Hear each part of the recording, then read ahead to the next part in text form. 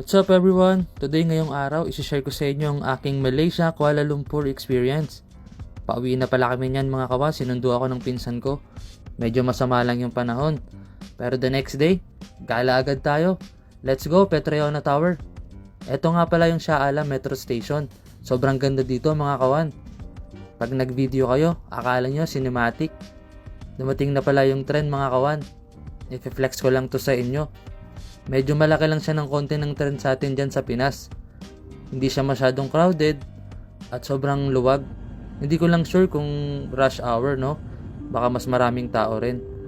Pero papakita ko sa inyo yung view mga kawan. Sobrang ganda rin, maraming puno.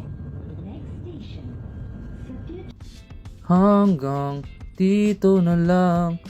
Akala ko Singjaya, Metro Station pala.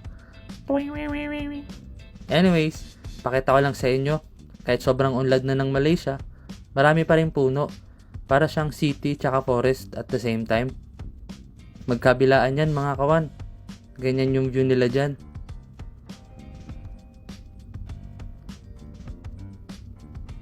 Nandito na tayo ngayon sa KL. Parang pinaka-capital na rin to ng Malaysia. Ang daming puno pa rin mga kawan, di ba? Itong area na to parang BGC.